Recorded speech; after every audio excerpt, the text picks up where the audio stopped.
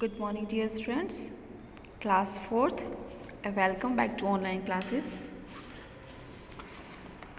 Today we are going to discuss about the toys talk of the world. Okay. Chapter 6. This is a poem written by Catherine Piale. तो देखिए ये जो poem लिखी गई है आपकी कैथरीन प्याले के द्वारा लिखी गई है the toys talk of the world, यानी कि जो खिलौने हैं वो संसार के बारे में बात करते हैं, यानी कि दुनिया के बारे में बात करते हैं।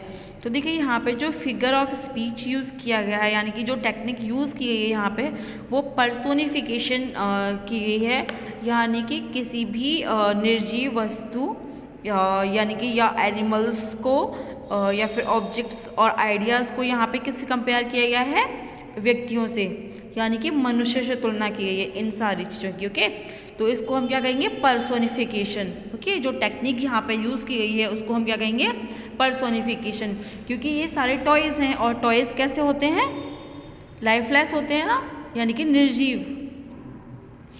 तो देखिए you all must be having you collection of toys, यानी कि सभी के पास टॉयज़ होते हैं, सभी के पास होगा टॉयज़ का collection.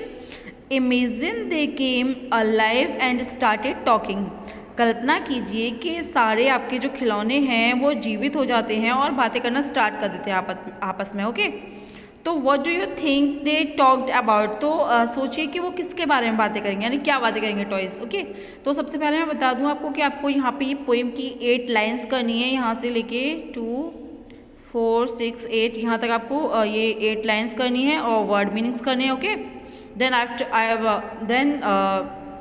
After writing the poem and word meanings we will go to the question answers of this chapter. Okay, let's see what this toys are talking about, देखते हैं कि ये जो खिलौने हैं वो किसके बारे में बातें करते हैं।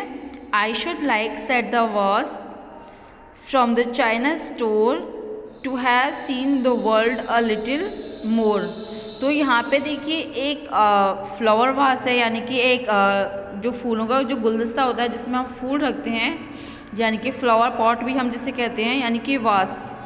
तो देखिए वो क्या कल्पना करता है, वो क्या सोचता है, उसकी क्या इच्छा है कि मैं ये चाहता हूँ कि मैं चाइना स्टोर से निकलकर कुछ दिन के लिए मैं दुनिया की सैर करना चाहता हूँ। When they carried me here I was wrapped up tight, यानी कि जब वो लोग मुझे यहाँ लेके आए थे तो मैं टाइट बंधा हुआ था, यानी कि ऑब्वियसली पैकिंग करके ही देते हैं, किसी को कुछ देना होता है या कहीं पर ले जाते हैं तो। बट दे से it really is a lovely side, लेकिन उन्होंने कहा था कि यह दिखने में बहुत ही सुंदर है।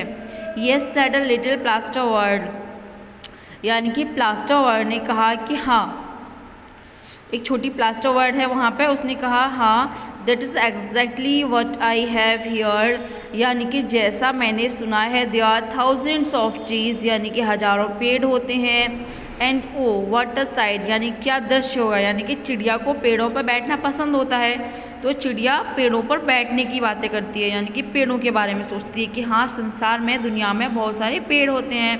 It must be when the candles are all alight the fat top rolled on his other side, यानी कि दूसरी तरह से एक टॉप आता है, टॉप यानी कि जो लट्टू होता है, ये जो घूमने वाला वो आता है और कहता है it is not in the least like that he cried except myself and the kite and ball, none of you know the world at all. वो बोलते हैं कि मेरे सिवा मेरे पतंग और बॉल के अलावा तुम लोग दुनिया के बारे में कुछ नहीं जानते हो।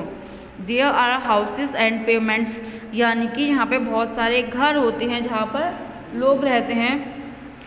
Hard and red and everything spins around he said, यानी कि हार्ड एंड रेड होते हैं, यानी कि वो चारों तरफ घूमते रहते हैं। Sometimes it go slowly and sometimes fast, यानी कभी कभी तेज़ गति से घूमते हैं और कभी कभी धीरे धीरे।